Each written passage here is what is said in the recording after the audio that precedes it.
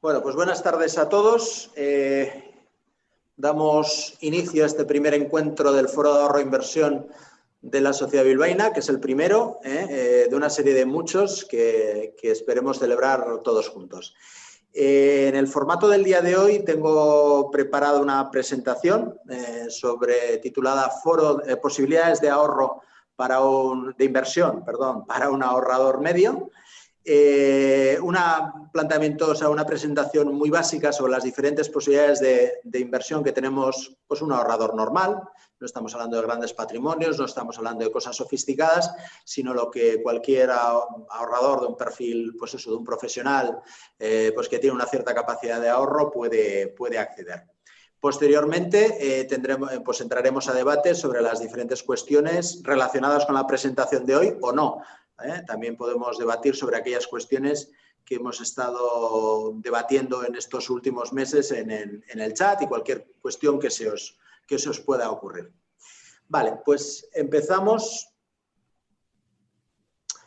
A ver, ¿qué es el ahorro? Y vamos a empezar por lo básico. ¿Qué es el ahorro y qué es la inversión? A ver, hay muchas definiciones que se podrían dar de lo que es el ahorro. A mí una que me gusta especialmente es la que dice que el ahorro es la renuncia del consumo presente en aras a satisfacer una necesidad futura. Es decir, es mantener, o sea, guardar una cantidad económica en el momento actual, no destinarla, por tanto, al consumo, con la intención de, en un futuro, pues, poder satisfacer una necesidad que puedas tener ya previamente programada o que pueda surgir sobre la marcha. Claro. Frente al ahorro tenemos lo que es la inversión. La inversión es el proceso mediante el cual el ahorro es puesto a trabajar para generar rentas. También es una definición que me gusta, un poco de andar por casa, pero la inversión es el ahorro puesto a trabajar con el objeto de generar rentabilidad o generar rendimiento. Porque sabemos que el ahorro, si se está quieto, el dinero que está parado, pierde valor por el efecto de la inflación. El poder adquisitivo del dinero en el tiempo por efecto de la inflación disminuye cuando hay inflación y, por tanto, el ahorro transformado en inversión es lo que nos permite combatir esa pérdida de poder adquisitivo provocada por la inflación y obtener un rendimiento extra. ¿Cuánto hay que ahorrar y cómo hacerlo? Bueno, aquí me atrevo, evidentemente esto, como todo, son todo opiniones personales y sobre esto se puede debatir y se puede hablar y cada uno tendrá su propia percepción. Pero simplemente quiero lanzar pues, una serie de ideas para que para alguno pueda resultar de utilidad. Para mí una estrategia razonable de ahorro consiste en mantener en una cuenta corriente una cantidad equivalente a entre 6 y 9 meses de gastos corrientes familiares y el resto del dinero debe ser ahorrado, ¿vale? Creo que el ahorro es bueno, es positivo y establecer unos hábitos de ahorro puede ser de una gran utilidad. El ahorro no es esa cantidad residual que al final de mes, después de haber hecho frente a todos los gastos previstos e imprevistos, pues te queda y es la que decides pues ahorrar. El ahorro debe ser la cantidad que cuando cobras tu nómina decides una cantidad concreta y específica, decides reservarla desde el mismo instante que has cobrado la nómina para dejar el resto para afrontar los gastos a los que te puedas enfrentar a lo largo del mes. Este cambio de chip no es el dinero que queda al final, sino es el dinero que detrás desde el primer momento, desde la obtención de tu ingreso, es un hábito que suele resultar bastante sano y bastante útil, ¿no? Al final, insisto, el ahorro no deja de ser una estrategia de sacrificio de consumo presente para conseguir un bienestar futuro, ¿no? Quería aprovechar también en este capítulo, digamos, de definiciones para introducir un tema que también nos va a servir después cuando hablemos de las diferentes posibilidades de inversión que tiene un ahorrador medio, ¿no? Que es explicar la diferencia entre lo que es la inversión y lo que es la especulación, que es un tema que también, que son conceptos que a veces se confunden, Son objetos que son cuestiones además también que entran en polémica porque parece que lo uno es bueno, lo otro es malo y ni lo uno es esencialmente bueno ni lo otro es esencialmente malo, ¿no? Bueno, la inversión se conoce como la acción de destinar los bienes de capital a obtener algún rendimiento productivo, ¿vale? Destinar unos bienes con el objeto de, puestos en funcionamiento a través de una acción productiva, una actuación empresarial, obtener unos rendimientos. Por contra, la especulación se describe como la acción de comprar bienes que se cree que van a subir de precio por el mero hecho de un cambio de percepción en el mercado, es decir, por la pura acción de la oferta y la demanda. Por tanto, la inversión implica una expectativa de rendimiento productivo del activo, es decir, cuando compras pues, acciones de una compañía como Inditex, si las que hubieras comprado hace 10 años después, esa compañía sigue siendo Inditex, pero es una compañía totalmente diferente de la que tú habías adquirido 10 años antes cuando habías comprado, digamos, estas acciones, ¿no? Mientras que en el caso de la especulación, realmente se trata de bienes que no se transforman en el tiempo. Si tú, pues no sé, compras un sello, por no entrar en polémicas con otro tipo de activos, pues el mismo sello que puedas haber comprado hoy y que dentro de 5 años lo quieres vender es exactamente el mismo sello. La diferencia de precio entre el valor de hoy y el valor 5 años después únicamente se debe a que por efecto del mercado hay gente que opera en ese mercado que está dispuesto a pagar un precio más alto por un bien que no ha sufrido ningún tipo de alteración, no ha generado ningún tipo de rendimiento a lo largo de ese tiempo, ¿no? Bien, dicho lo cual, en cuanto a las definiciones, pasamos a ver, un segundito, esto complicado.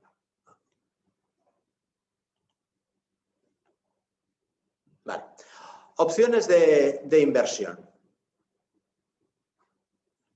Vamos a empezar por la inversión clásica inmobiliaria, ¿no? Al final, para el español medio, comprar un inmueble parece que es la principal,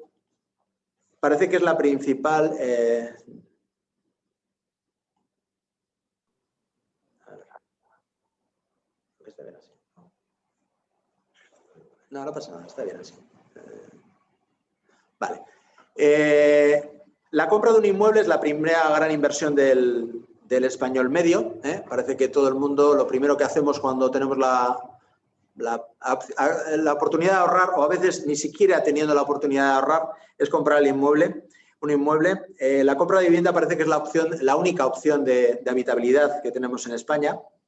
Y es un poco la inversión definitiva. Para muchos, comprar un inmueble e hipotecarse a 30 años, pues evidentemente lo que dan de sí esos 30 años. Durante esos 30 años, el dinero que destinamos a la hipoteca lo dejamos de destinar a otro tipo de ahorro porque al final lo estamos destinando todo a la vivienda, ¿no?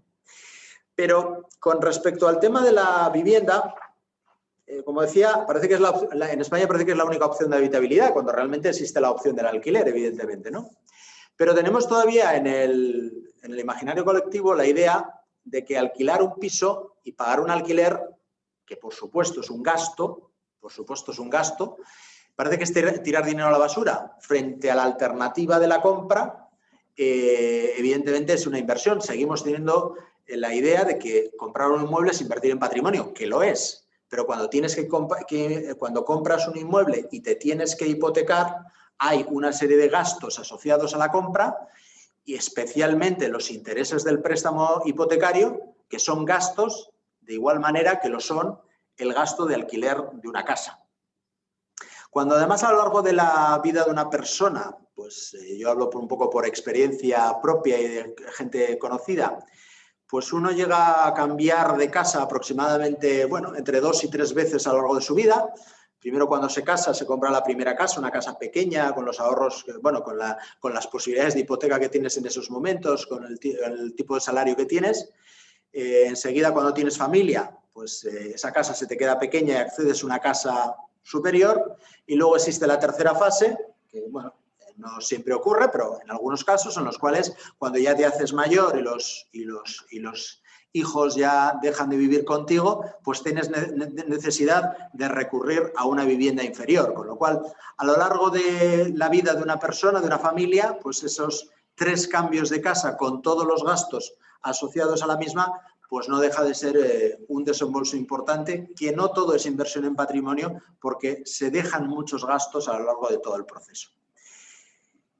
Frente a eso, pues eso, como os digo, pues evidentemente está el tema del alquiler, pues que es un gasto en sí mismo. Yo no voy a entrar a defender uno y el otro, simplemente voy a poner en valor una cuestión, y en concreto con respecto al tema de la compra de la casa, voy a incorporar un dato simplemente para que sea objeto de reflexión. Voy a centrarme sobre todo en los gastos asociados a la hipoteca en cuanto a lo que es la compra de una vivienda, y vamos a poner un pequeño ejemplo, ¿no? Si uno se compra una casa, una buena casa de 500.000 euros y contrata una hipoteca a 30 años a un tipo de interés fijo del 2,25% y necesita el 100% del valor de la casa, o sea, el importe de la hipoteca equivale al 100% del valor de la casa, esa es la opción de una persona, del individuo A, y el individuo B o la familia A. La familia B coge ese mismo inmueble y lo alquila, ¿de acuerdo? Y hoy en día está bastante comúnmente aceptado, si alguien, bueno, luego tiene otra visión que lo comente, pero que una rentabilidad aceptable en el mercado inmobiliario de alquiler, rondando el 3% del valor del inmueble, es una rentabilidad bastante aceptable antes de gastos. Es decir, que estaríamos hablando de esa casa de 500.000 euros de valor, equivaldría a un alquiler de unos 15.000 euros anuales, lo que hace 1.250 euros al mes. Esa sería familia B. La familia A, por la hipoteca a 30 años al 2,25%, estaría pagando una cuota mensual de unos 1.900 euros. La familia B estaría pagando su alquiler de 1.250 euros. La diferencia, pues hombre, es importante. Estamos hablando de un 50% más. Pero bueno, para alguien que está pagando 1.250 euros de renta mensual, que es una renta pues importante, digo, coño, pues por tan poco mucho más, cojo y tengo la vivienda en propiedad. Claro, ¿qué es lo que ocurre? Que para comprar esa casa por 500.000 euros con una hipoteca al 2,25% a 30 años, a lo largo de la vida de la hipoteca vas a pagar en intereses, ese 2,25% se va a traducir aproximadamente en 170.000 euros de intereses. Es decir, que al importe de 500.000 le tienes que sumar otros 170.000 solo de intereses, más allá, aparte del tema de los gastos de la compraventa, etcétera, etcétera, ¿no? Si comparamos esos 170.000 euros de intereses, que son gasto que también va a la papelera, como nos decían las abuelas, es que alquilar es tirar dinero a la basura, pues bueno, esos 170.000 euros de gastos, porque de los 1.900 euros de cuota que tienes todos los meses, hay una parte que es para devolver el principal, pero hay otra parte que son intereses, que es gasto puro, ¿no? Esos 170.000 euros, comparados con los 1.250 euros de alquiler mensual de la familia B, equivalen a 11 años de alquiler. Es decir, familia A, familia B, entran los dos a la misma casa, uno comprando en las condiciones dichas, el otro en alquiler. 11 años después, las dos familias están en la misma situación desde el punto de vista de gasto. Existe una gran diferencia. El que ha comprado la vivienda, transcurridos esos 11 años, tiene una vivienda en propiedad, bueno, mejor dicho, todavía tiene 1/3 de la vivienda en propiedad, 2/3 siguen siendo del banco, cosa que el que la tiene alquilada, pues no tiene nada. Evidentemente ha pagado 1.250 euros todos los meses, transcurridos esos 11 años no tiene nada. Lo que ocurre, o lo que puede ocurrir, es cuál es el escenario para si ambas dos familias deciden en ese momento cambiar de casa. La segunda deshace su contrato de alquiler y accede a otro tipo de alquiler. El que tiene la vivienda que la ha adquirido en propiedad, si la tiene que vender, aun sin habiendo acabado la hipoteca y tiene que comprar otra, pues bueno, pues primero tiene que ejecutar la operación de venta, después ver, quiero decir que evidentemente hasta el año 11 los dos están en similar situación. A partir del año 11, evidentemente, la situación cambia. Y todo este planteamiento puede ser razonablemente, conceptualmente válido, pero hay un factor, digamos, que lo inclina siempre a favor de la compra, que es el famoso mito de que la vivienda siempre sube de precio en este país. Parece que en la época sobre todo del ladrillo, la vivienda siempre sube de precio. Y eso se ha demostrado que no siempre ocurre así. No siempre los inmuebles suben de precio, en algunos casos llegan a bajar y en algunos otros incluso se puede llegar a dar circunstancia de que no existe mercado sobre determinado tipo de inmuebles. Conozco casos de inmuebles en el que te dicen, pues no, mira, es que en 2 años no me ha venido a visitar esta casa nadie.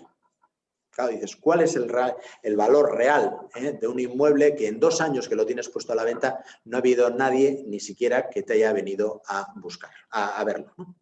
Simplemente quería poner encima de la mesa esos dos factores porque parece que siempre se demoniza, o sea, siempre, evidentemente, si lo comparas en términos de alguien compra una casa con una hipoteca a 30 años, en las condiciones que hemos visto, y la opción B de la familia B es tener esa misma casa alquilada durante 30 años, lógicamente el que tiene alquilado algo durante 30 años, ese sí que hace un poco el canelo.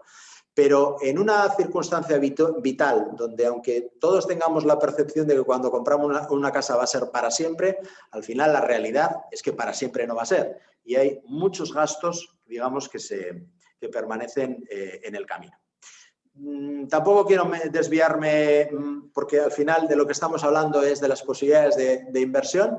Sí que es verdad que en el imaginario colectivo y sobre todo para determinado tipo de gente no muy sensible con estas cuestiones financieras y demás, lo digo porque hace no mucho me lo decía un amigo, me dice, oye, acabo de terminar de pagar la hipoteca de mi vivienda habitual y lo que voy a hacer en cuanto acabe, que es ya, es comprarme otra vivienda, probablemente para alquilar. Bueno, el uso tampoco lo tenía del todo claro, porque el razonamiento que me hizo, y es textual, es la única manera que yo tengo de ahorrar es que me lo imponga un banco a través de una hipoteca.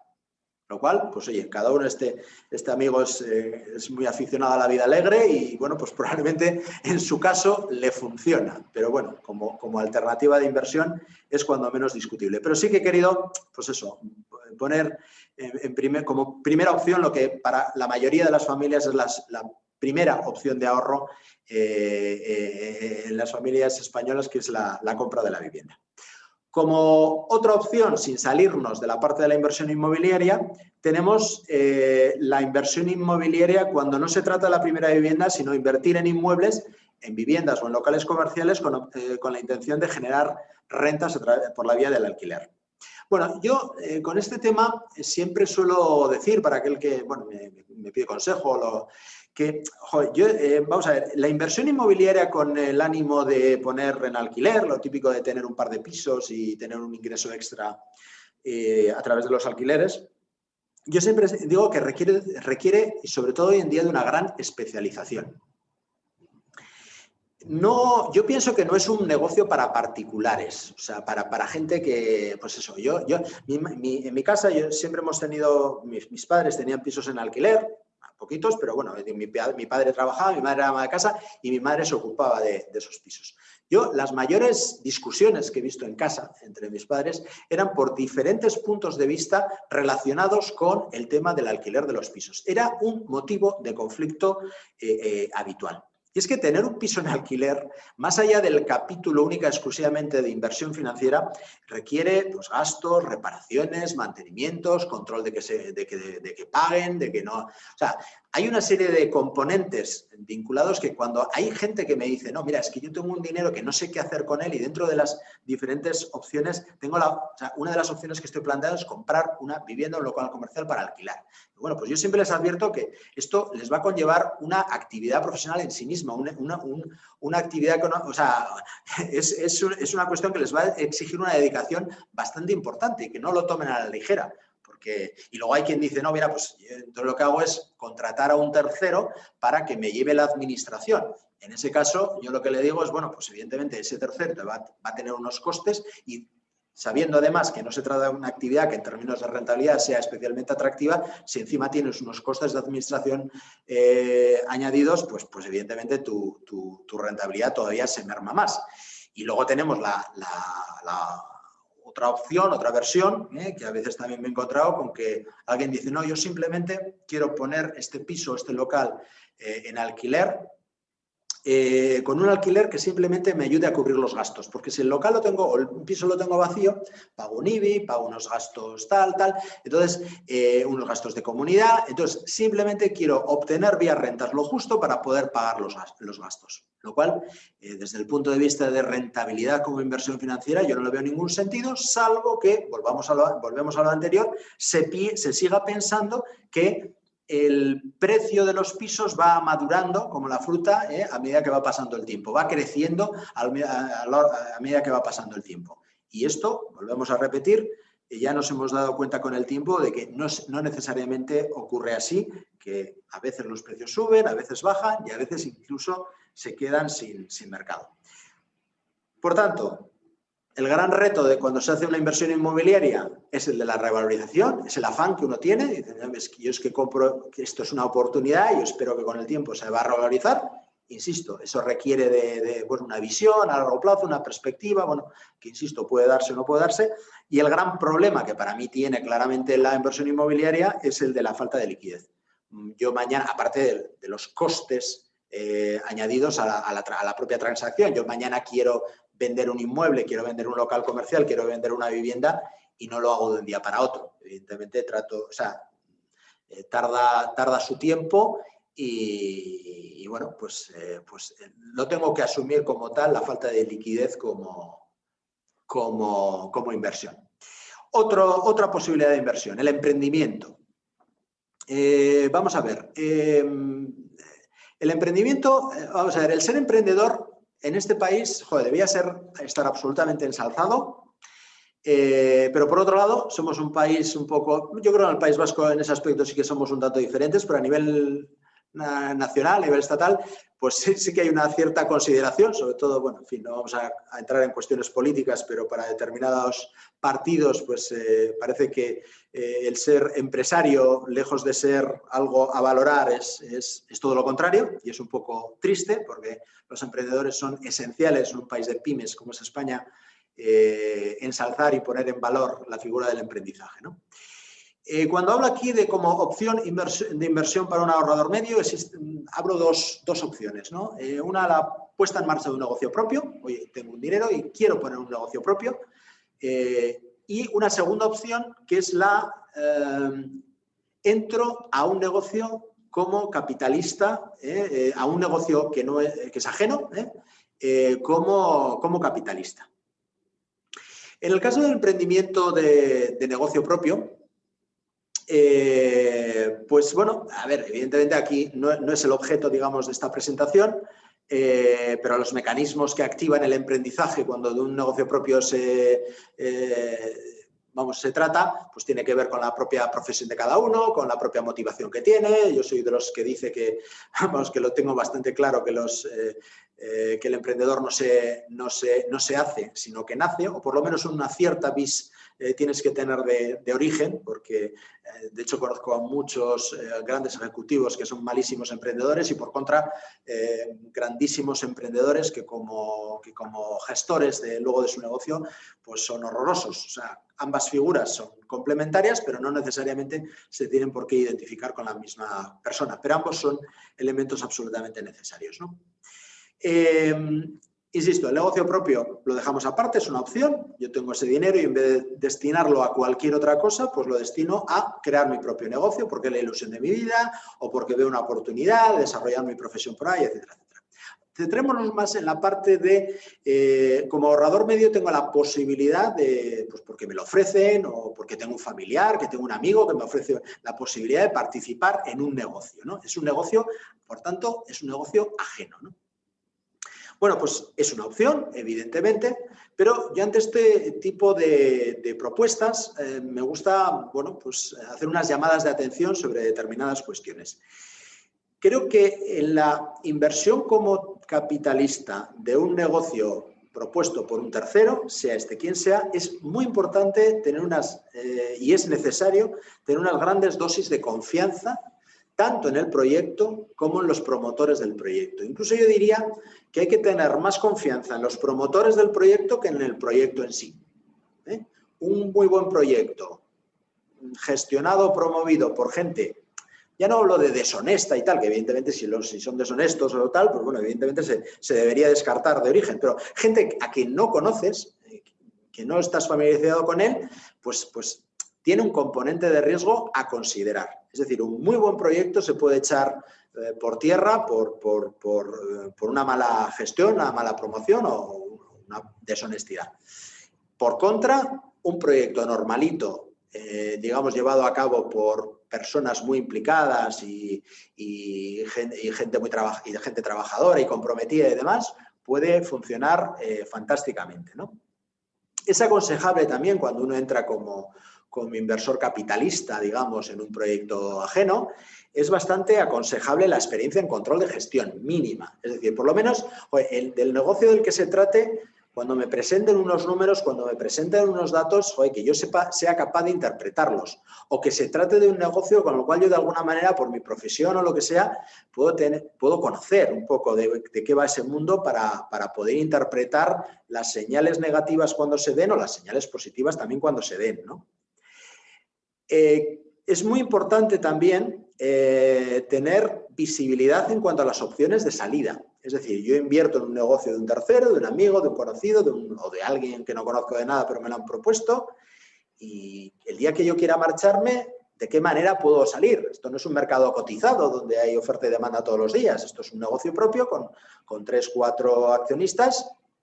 Y bueno, pues hay que atender a las obligaciones, al derecho de tanteo que puede tener un accionista mayoritario en un momento determinado, a la obligación o no que se establece, pues eso, de puesta en el mercado en determinadas, de la valoración que se haga de las participaciones que uno pueda tener en ese negocio en el que uno ha entrado. Porque muchas veces el riesgo de este tipo de negocios es quedarte en un momento determinado enganchado y por mucho tiempo y no tener opciones de salir. Además, no nos olvidemos de que si al final tu socio es a la vez el gestor y el administrador del negocio, pues bueno, hay que también intentar, y tú eres minoritario, pues hay que intentar también que de alguna manera la buena marcha del negocio se traduzca no tanto en un aumento de retribución para el administrador, sino también a través del reparto por la vía de los dividendos. Aquí la figura del dividendo es fundamental. Así como ya sabéis mis opiniones sobre los dividendos en cuanto a las compañías cotizadas, en el caso de las compañías privadas, cuando uno entra como inversor capitalista, pues es muy importante porque es la manera que uno tiene de obtener los retornos. La manera que tiene, como en todos los negocios, de los retornos es por la vía de los dividendos, el reparto de beneficios, porque los haya, o por la vía de la revalorización del negocio y su posterior venta, ¿no? Ojo, porque muchas veces hay gente que no muy conocedora de los funcionamientos económicos que confunde los dividendos con los intereses que te da un banco. O sea, nada más lejos de la realidad. O sea, el dividendo es el reparto de beneficios que se reparte cuando se producen los beneficios. Los intereses de un depósito es un compromiso fruto de un contrato con una entidad financiera que se compromete a preservarte tu capital y a retribuirte a través de unos intereses. Es decir, los dividendos no son una obligación, es una opcionalidad cuando la compañía, cuando una empresa tiene beneficios, ¿no?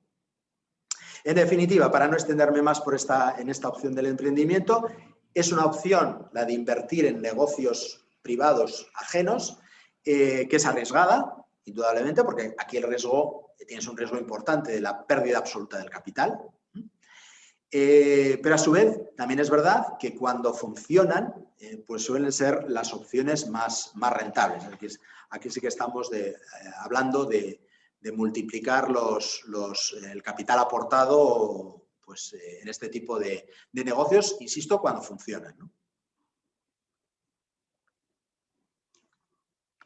Bueno, seguimos avanzando. Otras posibilidades de ahorro de inversión que tenemos los ahorradores un ahorrador medio. Inversión en objetos de colección, pues arte, vinos, sellos. A ver, respecto a este tipo de inversión, lo que me queda por decir es que toda inversión que no cuenta con un mercado de intercambio, con unas normas transparentes, claras y con un número de participantes suficientemente numeroso, tiene riesgos de iliquidez. Y ya, creo que ya me lo habéis oído en varias ocasiones, es un riesgo muy importante, el de querer vender algo y no poder hacerlo.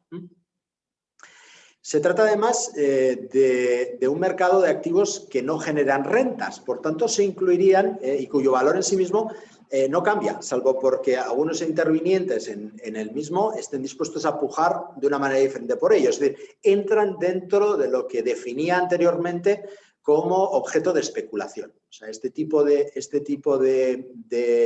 objetos sí que son susceptibles. Ojo, la especulación, insisto, no es malo. O sea, yo no hablo de la especulación en términos peyorativos, sino simplemente es una constatación de una realidad. O sea, es decir, el mismo objeto del que se trate, me da igual la botella de vino, el cuadro, el sello o lo que sea, transcurrido el tiempo sigue siendo exactamente el mismo producto, el mismo artículo, el mismo bien, no cambia en sí mismo y en su esencia.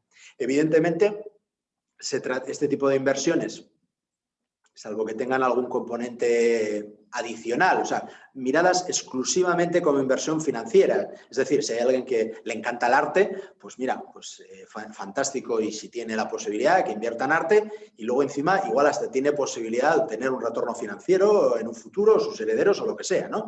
Pero si se contempla única y exclusivamente como objeto de inversión, es arriesgado, ¿eh? Lo mismo pasa con el vino. Yo soy también de los partidarios, como dice un amigo mío, que a mí me gusta conservar el vino en mi estómago, no en ningún otro sitio. Bueno, pues hay gente que prefiere pues guardarlo pues para disfrutarlo después o para hacer negocio con ello. Yo simplemente aquí me estoy centrando única y exclusivamente en la parte estrictamente financiera. Y con el tema de los sellos, bueno, pues en fin, sin entrar demasiado en el asunto, pues bueno, de todos es sabido, evidentemente, el escándalo que hubo en su momento con respecto al mercado de los sellos en España, con Foro Filatélico y Afinsa. Realmente, independientemente de las cuestiones de fraude o no, que no voy a entrar, lo que sí que es verdad es que, insisto, independientemente de la motivación real de los administradores, si sea causa de fraude o no, lo que está claro es que se trataba de un mercado controlado por muy pocos operantes. En este caso había 2 empresas que son las que controlaban absolutamente un mercado muy limitado y, por tanto, digamos, es terreno abonado para manipulación y para alteración de precios. Y eso, evidentemente, pues, genera una indefensión bastante importante si uno invierte sin mucho conocimiento. Otra opción, seguimos avanzando. Inversión en oro y metales preciosos. Aquí yo sé que vamos a tener algún punto de vista diferente. Creo que en el chat hemos tratado este tema, sobre todo en la parte del oro, y sabéis un poco mi opinión. A ver, después de los famosos acuerdos de Bretton Woods, el oro dejó de ser respaldo de valor de las monedas, el sistema monetario pasó a ser de carácter fiduciario, y a partir de ese momento el oro deja de tener condición de reserva de valor y de instrumento de cambio. Bueno, por lo menos de reserva de valor. Lo de instrumento de cambio ya depende de las partes, ¿no? Y pasó a ser, por tanto, un metal precioso más. Y eso sí, con un mercado muy activo, con muchos oferentes. Después de tantos años habiendo sido reserva de valor, pues hay una inercia, evidentemente, que no es de desdeñar, pero en el momento en que deja de ser respaldo de las monedas, pasa a ser un metal precioso más. Hay un dato que, bueno, no sé si lo conocéis, pero todo el oro del mundo cabe en menos de 4 piscinas olímpicas. Y la capacidad anual de extracción de oro no llega a las 3.300 toneladas anuales. Por tanto, es un bien que es más objeto de especulación que de inversión.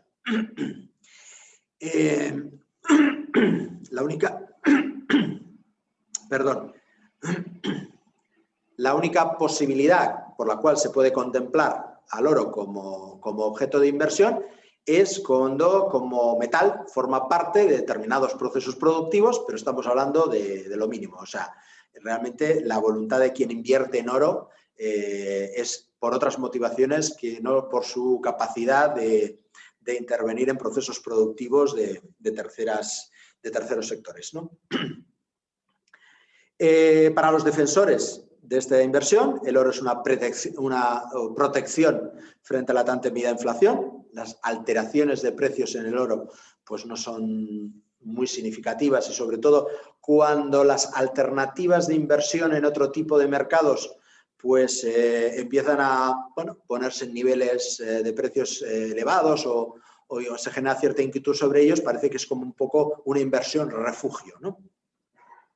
La inflación ya sabemos que tarde o temprano siempre llega, a pesar de que llevamos unos años todavía con una inflación bastante baja, y creo que todavía nos quedarán unos añitos con inflación baja, pero al final la inflación llegará, porque al final no nos olvidemos que es la principal fórmula que tienen los estados para abaratar su deuda, y estamos en un momento en el cual los niveles de deuda de los estados están absolutamente disparados, con lo cual, bueno, pues hay que concederle el valor que tiene lo que es la inversión en oro.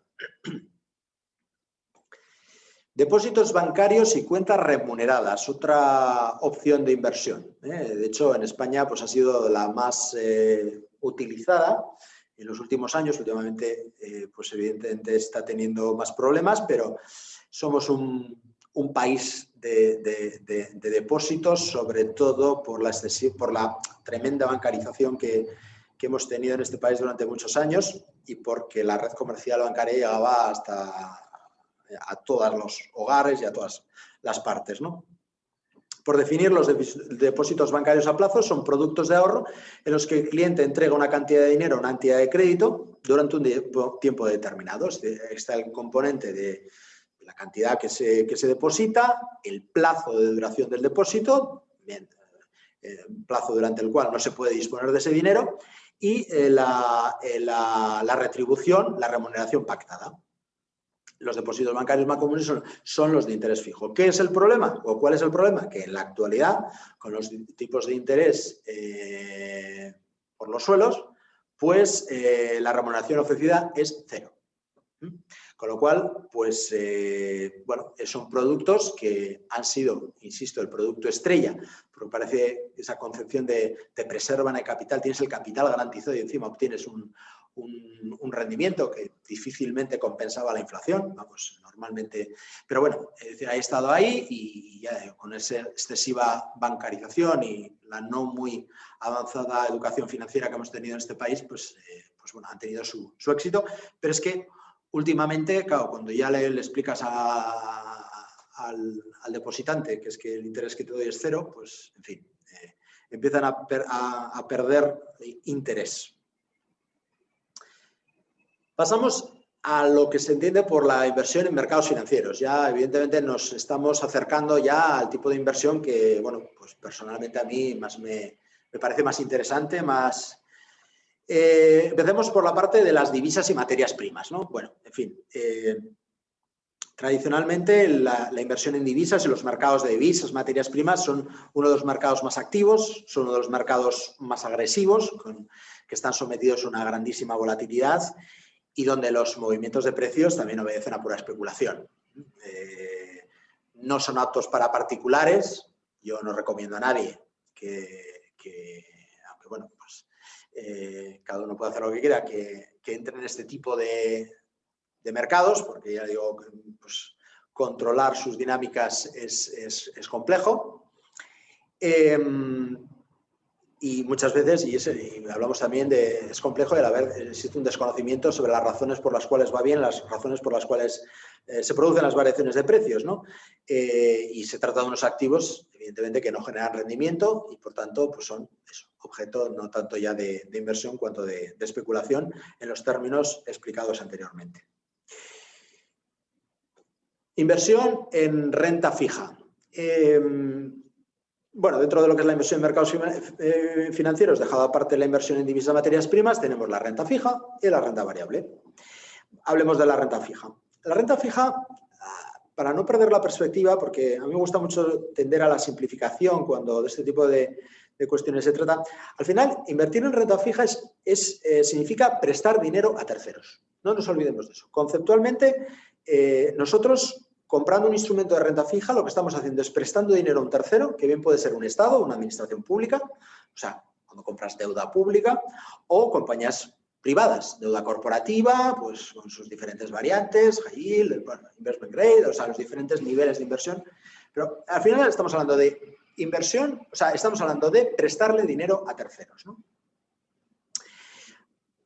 Un mito habitual asociado a este tipo de inversión es pensar que la renta fija es muy estable, ¿no? Porque, bueno, renta fija y luego, pues bueno, compras un instrumento que al final lo que hace normalmente es garantizarte el capital y retribuirte de una determinada manera pactada. Siempre hay un contrato o sea, la inversión en renta fija implica la asunción y la existencia de un contrato de préstamo, ¿no?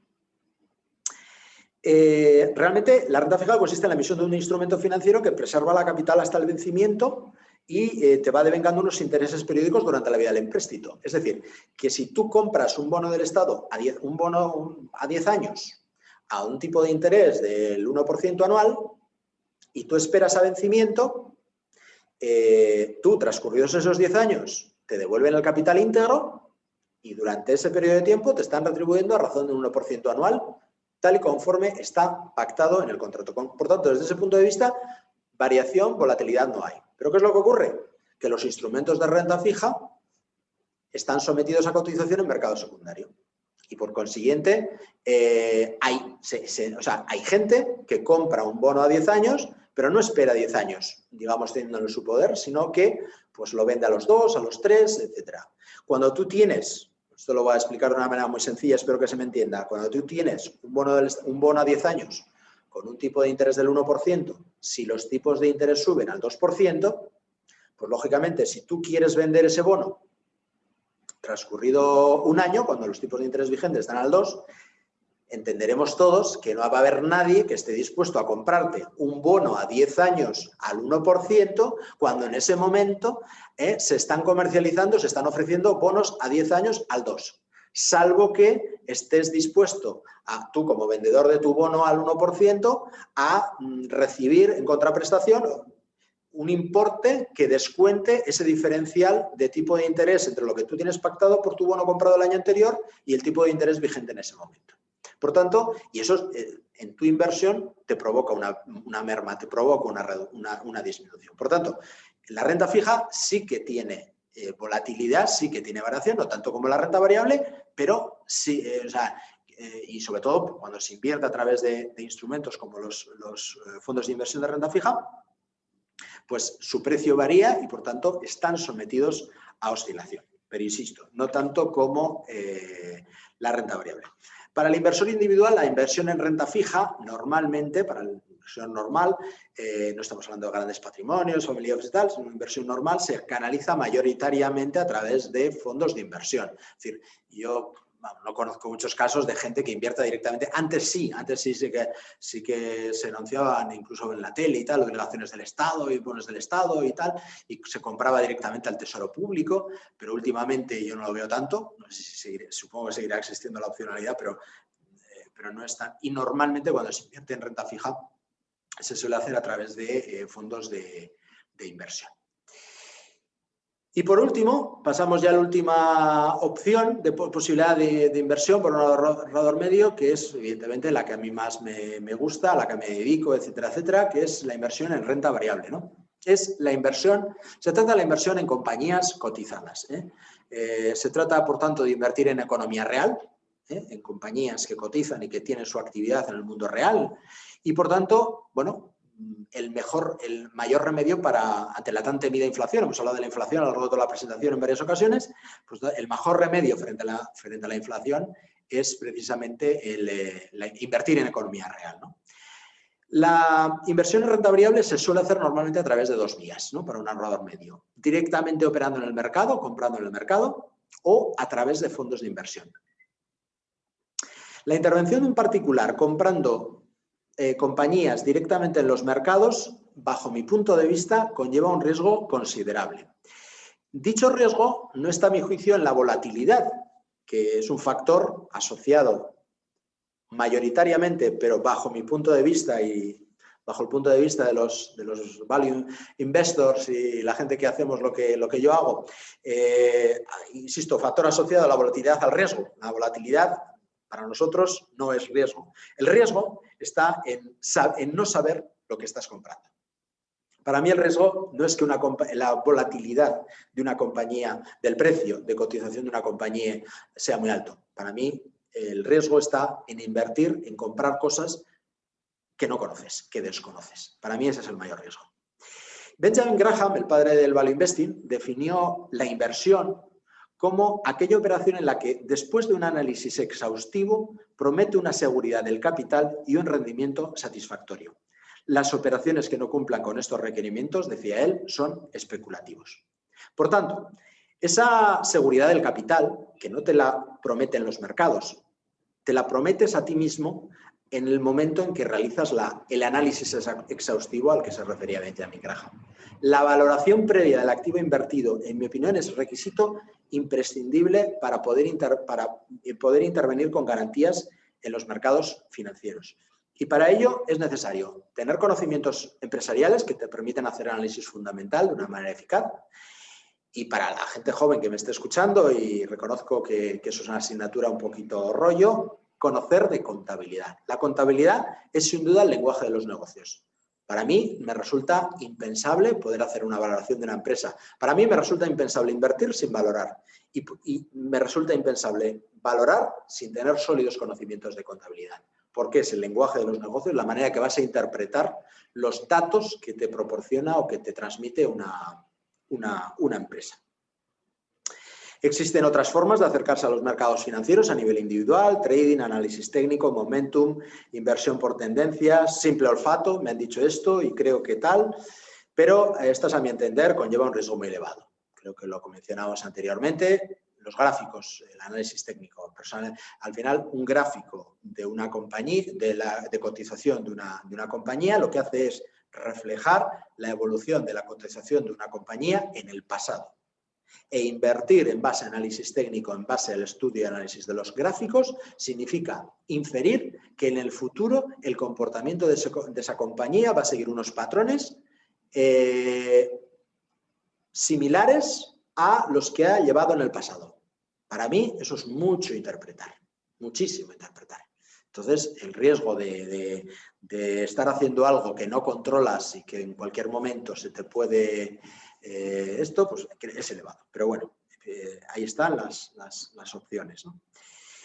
Como alternativa a esta actuación, a operar directamente en los mercados, que reconozco que a diferencia de la renta fija no es muy atractivo, pero a la gente con o sin conocimiento, lo de entrar directamente en el mercado y comprar pues, bueno, no voy a dar nombres, ¿no? Pero las compañías que uno, pues, con las que trabaja o con las que tal, pues, bueno, a la gente resulta atractivo y tiene un componente, bueno, que va más allá del puramente financiero. El hecho de tener acciones de una compañía o de otra, bueno, pues es respetable. Pero bueno, de ser así, que sea una cantidad pequeña. O sea, quiere decir que no sea la inversión seria de tu vida, ¿no? Que no sea cuando hablamos al principio del ahorro puesto a trabajar, se convierte en inversión. Bueno, la parte de inversión importante que se haga a través de otros cauces. Y ese cauce para mí es el de los fondos de inversión. El fondo de inversión es un instrumento magnífico. O sea, quiero decir, magnífico en el sentido de que tiene una fiscalidad tremenda. Yo cada vez que voy fuera y tal, le explicas el tema de la traspasabilidad, el tema de la no tributación hasta hasta de traer el dinero del fondo, quiero decir, realmente son unas condiciones fiscales extraordinarias, ¿no? Y luego, por otro lado, la tremenda variedad. Tengamos en cuenta que en España hay más de 25.000 fondos de inversión traspasables. O sea, mira tú que hay posibilidades de elegir. Yo creo que en el mundo habrá como unas 40.000 compañías cotizadas y hay como unos 25.000 fondos traspasables susceptibles de ser adquiridos en España. Yo creo que a nivel mundial, probablemente haya tantos fondos de inversión, no tengo ese dato, pero hay tantos fondos de inversión como acciones, ¿no? Dentro de ese mundo de los fondos de inversión, que es tan amplio, hay fondos de todo tipo, ¿no? Hay fondos de gestión activa, con gestores profesionales que hacen stock picking, que seleccionan compañías. Hay fondos de gestión pasiva, que lo que hacen es replicar índices. Un fondo que replica el índice IBEX, al índice SP, al Eurostock, al Nasdaq, que al final estás apostando por economías, ¿no? Estos últimos, los fondos de gestión pasiva, pues conllevan unos costes muy bajos en comparación con los primeros, con los de gestión activa. Estamos hablando de un 0,3, 0,5 de un fondo de gestión pasiva frente a entre 1,5 y 2 de un fondo de gestión activa. pero bueno, que tienen sus... No vamos aquí a extendernos demasiado en este asunto porque ya veo que la hora avanza, pero bueno, es un tema que trataremos en un futuro porque creo que es apasionante el mundo de la gestión pasiva versus gestión activa y demás, ¿no? Lo que sí que advierto, me gusta advertir a la gente, es que mucho cuidado con los fondos y tratar de evitar los fondos de gestión, los falsos fondos de gestión activa, es decir, fondos que se gestionan de una manera pasiva, pero que te cobran comisiones como gestión activa, y también hay que evitar la inversión activa en gestión pasiva. Es decir, que tú apuestes por la gestión pasiva, pero que estés rebalanceando, digamos, tus posiciones, pues periódicamente, cada año o cada tal, porque dices, no, mira, es que ahora no toca invertir en mercado americano, toca invertir en mercado europeo y si no, en mercado español y tal. Bueno, pues al final estás haciendo una falsa gestión pasiva, eso no es gestión pasiva, estás haciendo una gestión activa pagando comisiones bajas, perfecto, pero no estás haciendo no estás apostando por selección de compañías, ni estás apostando por la evolución de la economía, ¿no? Que es lo que, en esencia, es lo que dice la gestión pasiva. Pues inviértete en un ETF, apuesta por la economía americana, por ejemplo, o por la economía mundial, o compra un fondo asociado, o sea, un fondo de gestión, un ETF asociado al MSCI World, y échate a dormir, pues es una opción. Y bueno, pues eso es todo lo que tenía que contaros. Hemos hecho un amplio abanico de las posibilidades de inversión de un inversor medio. Espero que no se me haya quedado ninguna en el tintero y muchas gracias. A partir de aquí, pues comentarios, que seguro que hay muchos, y a vuestra disposición. ¿Me oís?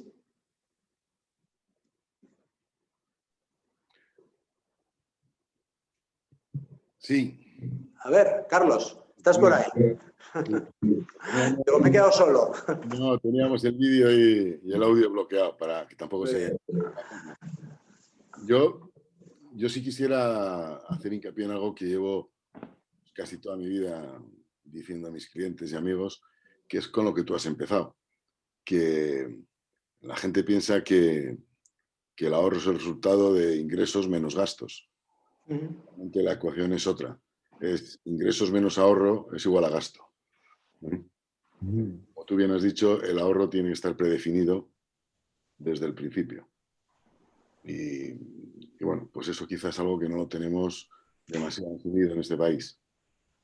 Es muy importante, muy importante. Y tenerlo interiorizado. Me ha tocado dar alguna charla en algún colegio de mis hijos y tal sobre este tema y creo que es algo, bueno, también esto lo podríamos hacer extensivo a la escasa educación financiera que hay en este país, pero vamos, y ya empezar en la parte de la educación financiera por la parte del ahorro, las virtudes que tiene el ahorro y lo esencial y lo necesario que es el ahorro, y estos pequeños tips, estos pequeños trucos para conseguir, porque luego hablas con la gente y dices, pues es que con el sueldo que yo tengo, con la hipoteca, no sé qué, es que me es imposible ahorrar. Bueno, pues es que al final la magia del interés compuesto y el empezar a ahorrar, aunque sea cantidades muy pequeñas desde edad muy temprana, luego te da unas satisfacciones en el futuro extraordinarias. Y es algo que la gente, pues eso, debería... Por contra, al final nos encontramos con la gente empieza a ahorrar a los 50, ¿no? Y Sí. se da cuenta de que si hubiera empezado a ahorrar desde hace mucho antes, se hubiera encontrado con muy agradables sorpresas, ¿no? Cuando termino de pagar la vivienda. Cuando termina de pagar la vivienda. Bueno, si no está pensando, porque yo no sé si tenéis algo que decir, porque al final me he explayado bastante con el tema de la primera vivienda y cuando estaba preparando la presentación digo, me estoy metiendo en un jardín que ya verás tú cómo voy a salir de esta. Pero realmente el tema yo no sé si estáis de acuerdo conmigo, al final la gente se llega a comprar de media a lo largo de su vida 2 viviendas, sin hablar ya de segunda vivienda, hablo de la vivienda principal. 2, 3 viviendas. Y realmente los costes asociados en cada una de esas 3 grandes transacciones son brutales y son a considerar. Sí, Rafa, lo primero agradecerte el esfuerzo y la presentación que ha sido, hombre, sencilla, pero yo creo que muy ilustrativa y nos va a permitir crecer sobre ella y debatir sobre ella. Yo estoy de acuerdo en lo que decías de la escasa educación financiera, no sé si intencionada o no, hay en este país, porque igual es mejor que seamos todos un poco incultos en ese tema para manejarnos de una manera más simple o sencilla. Y sí que es cierto que por evitar el error que hemos cometido los que tenemos ya una cierta edad, a la gente joven sí que hay que primero hacerle la ecuación como la que ha dicho Carlos, que me ha gustado mucho, o sea, que es lo que ingreso menos lo que voy a ahorrar predeterminadamente, me tiene que dar mi nivel de gastos. Y si eso implica que en vez de ir a esquiar 2 fines de semana al mes voy uno, pues bueno, es muy duro teniendo igual 25 años o 26 tenerlo que hacer, pero bueno, es duro por comparación con lo que hace la gente, que al final tampoco hay que andar toda la vida comparándote, ¿no? Y eso por un lado. Y lo que tú decías de poder explicar a la gente que igual haciendo un pequeño esfuerzo sin modificar mucho tu cambio, tu estilo de vida con 25 años, luego te llevas una gran sorpresa cuando tienes 50. Por esa cuestión de haberlo puesto en un sitio oportuno y que el interés compuesto, como se explicaba en un vídeo que mandaste, pues va haciendo el resto, ¿no? Y tampoco tú te has preocupado, lo que has hecho es dejar pasar el tiempo. Cuando hablo de tiempo largo, y eso está ahí funcionando. Sí que me parece más interesante casi explicárselo a la gente joven. O sea, una de mis motivaciones de estar en este foro, bueno, primero es por aprender y por estar con gente interesante, pero también es por poder luego transmitir a mis hijos que están en esa etapa, que están muy a tiempo de empezar a ahorrar cosas que no he hecho yo, que igual debería haber hecho, ¿me entiendes? Ha estado bien el repaso y las cuestiones que has comentado de la vivienda. Bueno, pues obviamente, si a alguien le ha sentado mal es porque se ha visto reflejado y en realidad todos nos hemos visto bastante reflejados en esas Yo sí que incidiría además en que hoy en día existen fórmulas muy fáciles para poder ir ahorrando de forma sistemática. Lo que los anglosajones llaman el dollar cost average, es la media al final, es un sistema de retirar todos los meses 25 euros. Puedes empezar desde esas cantidades, ir invirtiéndolas en un fondo de inversión, simplemente en uno que replique un índice si quieres, para tener los mínimos costes posibles. Y eso a largo plazo, al final, cualquiera que coja un gráfico de la evolución de la bolsa, que no viene a reflejar más que el crecimiento de la economía al final. Desde que se tienen registros, pues ha seguido creciendo año a año, a pesar de guerras mundiales, de crisis, de recesiones. El aportar de forma sistemática a un fondo te permite coger momentos buenos y momentos malos. Te evita el tener que ser un especialista en contabilidad. Como Rafa,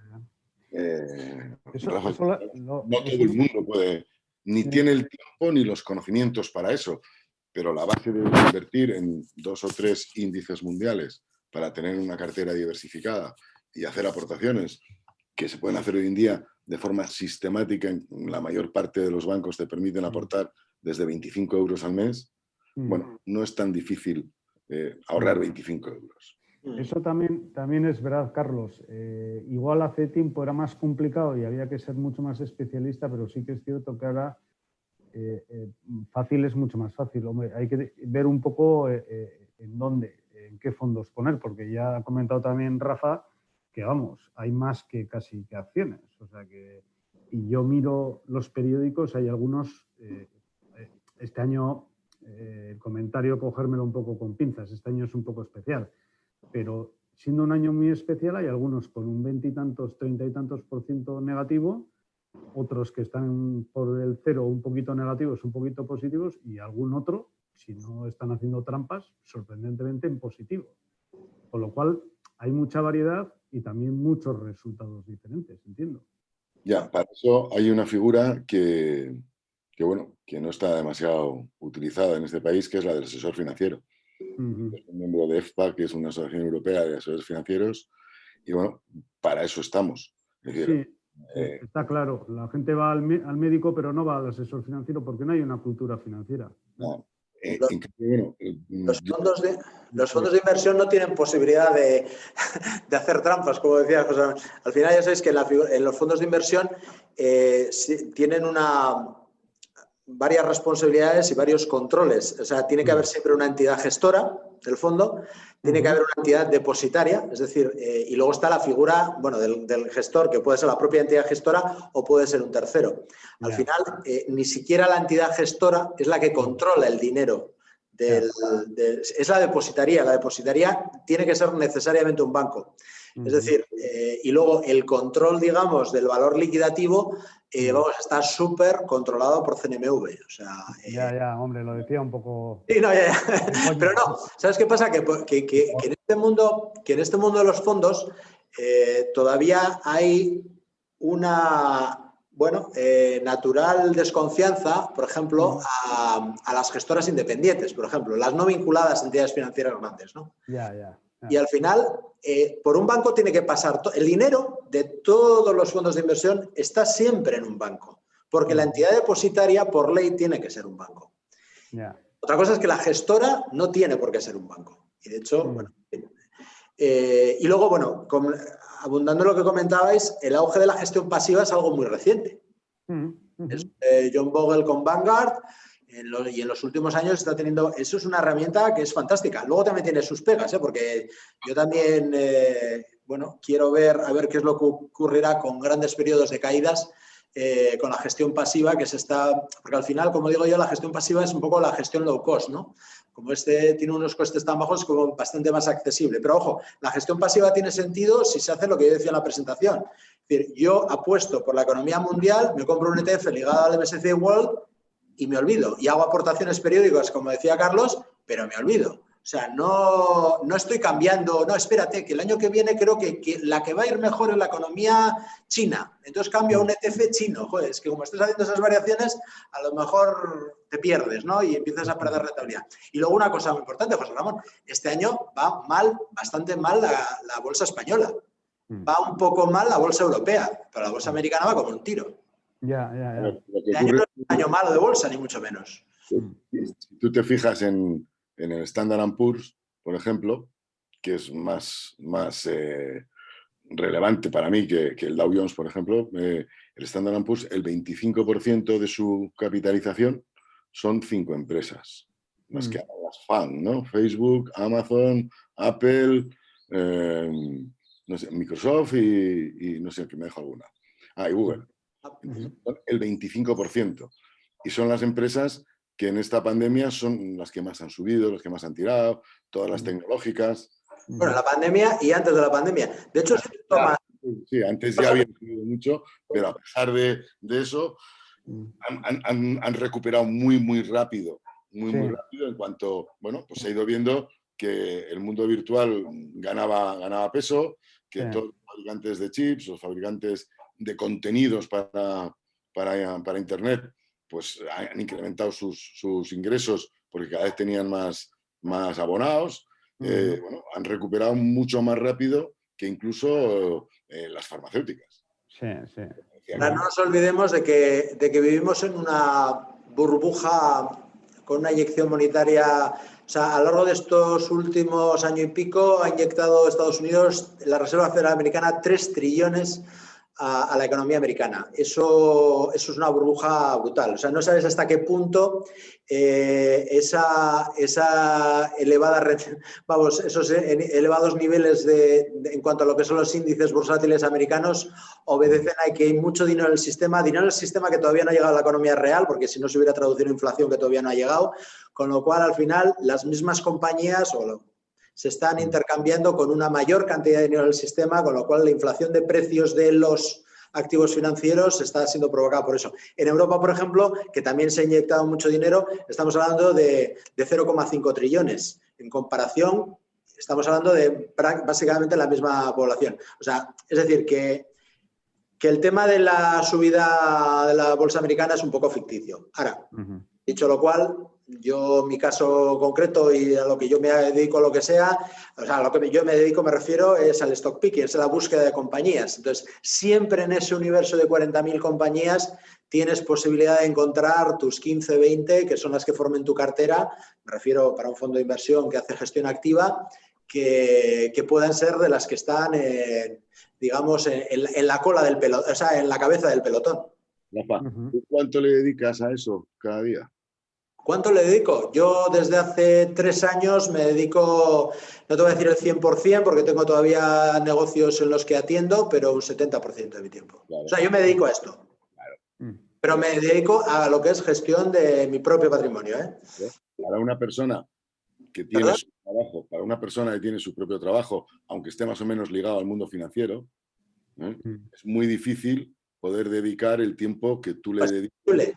Es imposible. Por esa razón, yo me empeño, y lo habéis visto en el chat, en que invertir directamente en acciones, o sea, yo no se lo recomiendo a nadie, Tiene que tener y tiene que tener conocimiento y tiene que tener ganas, porque esto, como digo yo, esto de sexy no tiene nada. Esto no es las películas de Wall Street.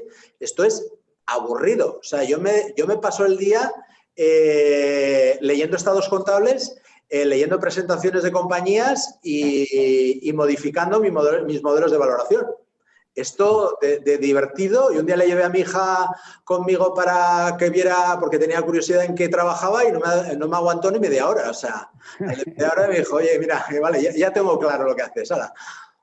Esto divertido no es. Entonces, tienes que tener conocimiento. Entonces, por eso, invertir directamente simplemente por, bueno, en fin, por lo que he oído, lo que me he hecho. Ahora, hay que reconocer que tiene un componente que a la gente le atrae. O sea, el tener las telefónicas, el BBV y el Santander, pues joder, parece que el Inditex y tal, joder, parece que la gente bueno, pues está muy bien.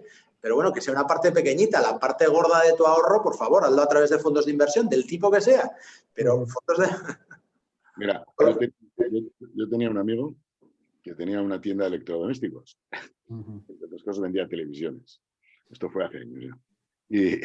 Y él estaba invirtiendo en bolsa. Y entonces me dijo, no, ven un día y te explico cómo hago yo, cómo invierto y demás y tal. Y entonces tenía puesto el teletexto en una de las televisiones. Y entonces él iba mirando con el teletexto cuáles se ponían en rojo, en verde y demás y tal. Y tenía un broker, llamaba, cómprame no sé qué, no sé cuál. Y cuando llegué, bueno, pero para empezar, le dije, esto va 20 minutos tarde. ¿Cómo no? No, mira, están cambiando continuamente. Sí, pero esto es de hace 20 minutos. Llevas 20 minutos de retraso. Te están ganando los profesionales por 20 minutos. y bueno, y no se había enterado. Qué bueno. La gente hace las cosas un poco... Yo siempre suelo decir, hay muchas... No, joder, es que voy a comprar unas BBVs porque me ha dicho mi cuñado o me ha dicho el vecino que ha ganado un montón de dinero con las BBVs. No, pues no las compres ahora. Dile a tu cuñado que la próxima, cuando vaya a comprarlas él, te avise. Pero ahora que ha ganado dinero, que las ha vendido, ¿ahora vas a comprar tú? El mercado bursátil es el único mercado donde la gente compra cuando las cosas suben y la gente vende cuando las cosas bajan.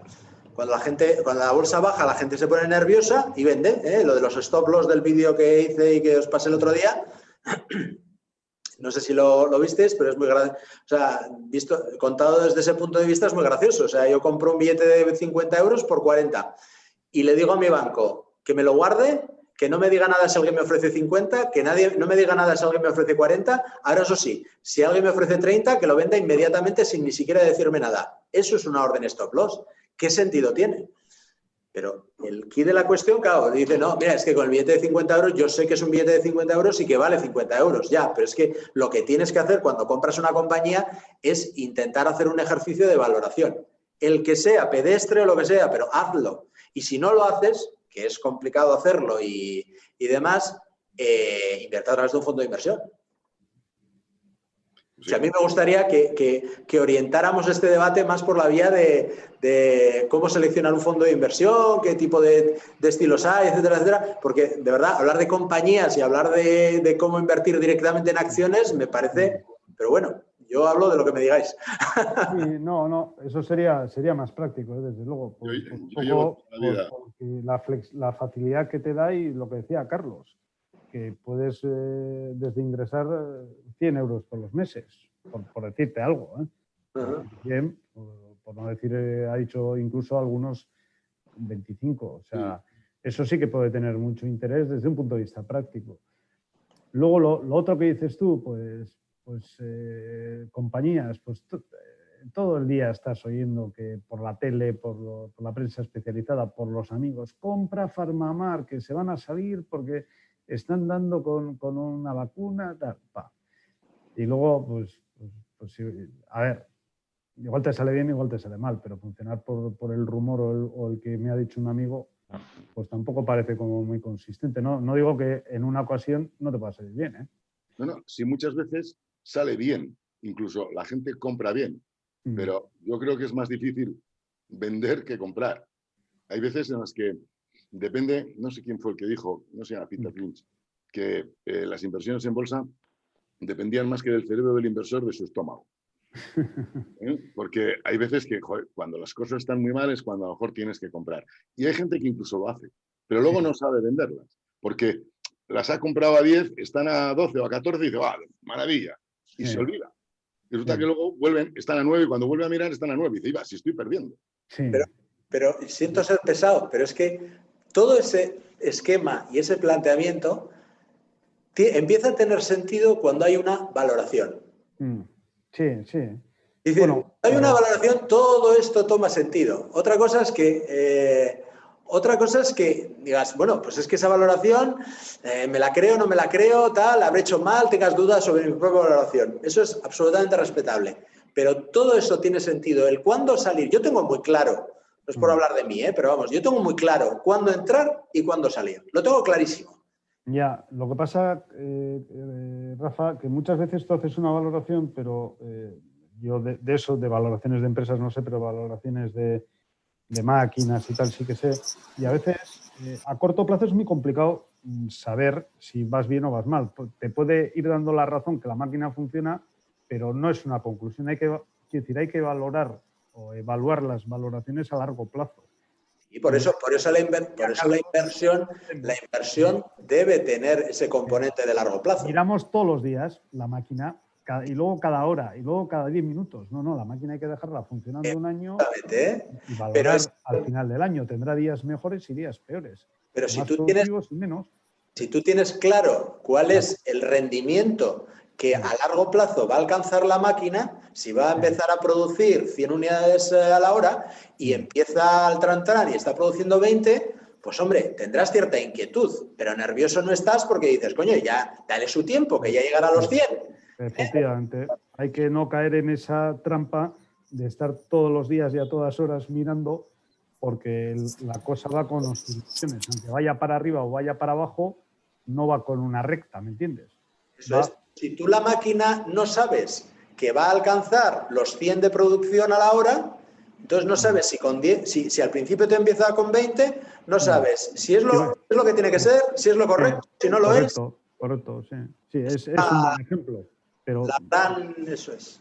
La condición humana y la impaciencia pues nos pierde, o los nervios, o Carlos. La valoración que a ti te gusta, Rafa, solo está al alcance de los profesionales. Y para un inversor medio es chino. No tienen ni medios, ni fuentes de información, ni tiempo para seguirlo. Sí, ni tiempo. Sí. Es decir, fondos de inversión. Claro. Efectivamente. Nos centremos en el fondo de inversión. Entre no hacer nada y hacer algo muy complicado, siempre hay una opción intermedia de empezar. Para no justificarte también no hago nada porque es muy complicado hacer una valoración. No, bueno, quiero decir, hay gente, yo conozco gente que hace valoraciones pedestres, de andar por casa. Yo nunca entro, además tengo, pues, estaba con la Universidad de Deusto el año pasado con el tema del club de inversión y demás. Este año, bueno, con la pandemia no hemos tenido tanto contacto, pero la gente decía, yo a nadie le quito de la cabeza, no, me ha hecho esta valoración de esta manera, he hecho un descuento de flujos de fondos de caja con una estimación de no sé qué, de no sé cuánto. Digo, mira, es la tuya, ¿te la crees? ¿Confías en ella? Muy bien, ya irás depurándola, ya irás mejorándola, pero yo a nadie le quito nadie le quito la ilusión, sino le animo, porque esto no tiene una componente técnica, tiene una componente técnica compleja, pero tampoco imposible. Lo que te tienes que gustar. Pero de todas maneras, a un ahorrador medio, a un inversor medio, que es el que nos ocupa en este foro, tampoco le veo en estas lides. Lo que no he llegado a entender es cómo, teniendo un instrumento tan maravilloso como el fondo de inversión, la gente todavía se sigue empeñando en comprar, pues eso, las telefónicas, porque parece más atractivo tener en tu cuenta de valores 20 acciones de Telefónica que no 5 participaciones en un fondo de inversión de un ETF. Ya. Oye, chicos, os tengo que dejar. Son y media. Daros las gracias, Rafa, Carlos, Javier, bueno, los que habéis estado, que no he visto todos. Daros las gracias y a ver si nos podemos ver un día de estos. Joder. Efectivamente, no, la idea es seguimos en el chat como hasta ahora y dentro de un mes aproximadamente, ya os iré diciendo fecha, a ver si podemos quedar presencialmente los que podamos y si no telemáticamente. Pero vamos, esto ha nacido para tener una cierta recurrencia, así que nos veremos pronto. Yo estaré en Bilbao del 14 al 19, una cosa así. Vale, a ver si podemos encajarlo. Podemos encajarlo. Pues venga, muchas gracias a todos. Muchas gracias, Rafa, y a todos. Bueno, Rafa. Venga, hasta luego. Gracias, Rafa. Hasta Adiós, otro día. gracias. Hasta luego, gracias. Ha sido interesantísimo, ¿eh? Gracias. ¿Cómo se